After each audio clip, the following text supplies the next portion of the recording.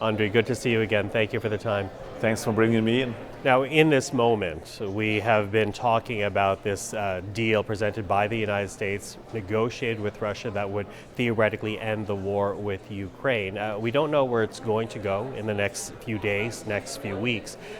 But what is your reaction to this agreement? It's a no-go. It won't fly.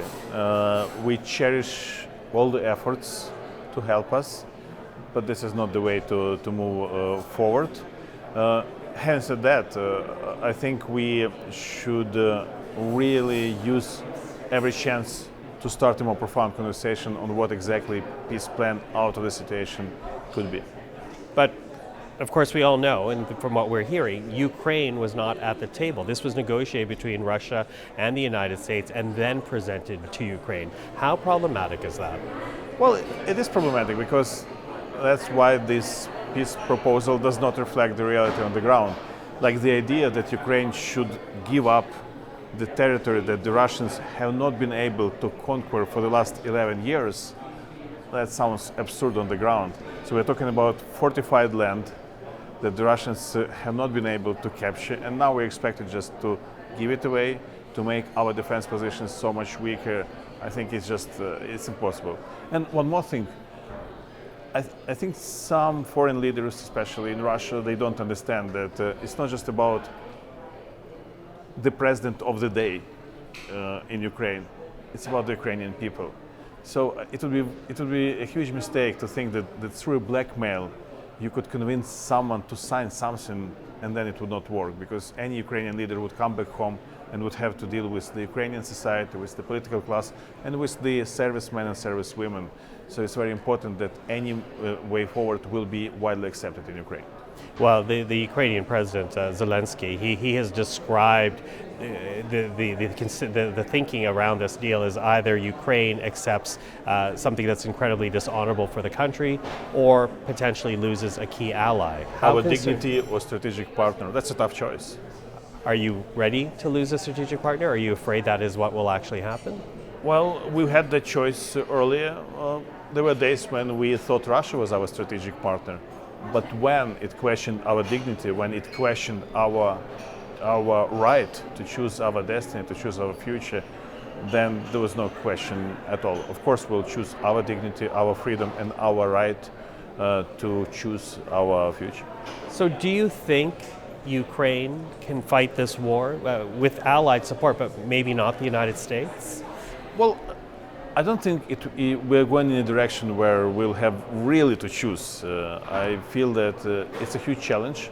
I feel us and the United States and Canada and all the other decent countries, we are working on this together. We'll have to find a solution together. So I do not want us to be dragged into thinking that we have to choose. That's probably what the Russians want us to do. Having said that, I think we should be very serious about what we do and what we say in public, because the very conversation about this peace plan has already done a lot of damage. We see that some sanctions against the Russians have been put on hold. We see that conversation on the Russian frozen assets has been put on hold. And that's bad, because those are the tools, those are the leverage that actually could help us bring this peace closer. So I encourage all of us not to panic, not to be emotional about this, but to be very pragmatic. Keep focused on the important thing which can bring the war closer.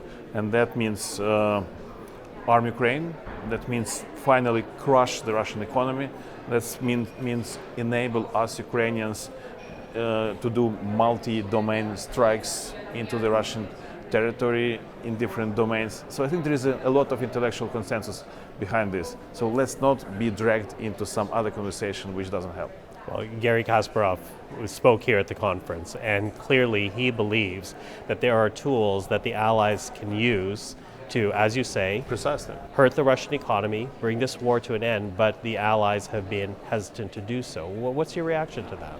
Well, I think he's right, and I think this is where Canada can lead the way in many senses, because Canada is known for actually being very open to do these things. That's where Canada can be a leader of this international coalition when it comes to sanctions, when it comes to really tough measures to put Russia on its knee, to crush the economy. Because in the end of the day, I believe we have come to two choices. Either we finally crush the Russian economy and end this war, or all of us have to prepare for a direct assault of Russia at NATO. I am afraid we do not have the luxury of in-between options anymore. There was time when we had, not anymore.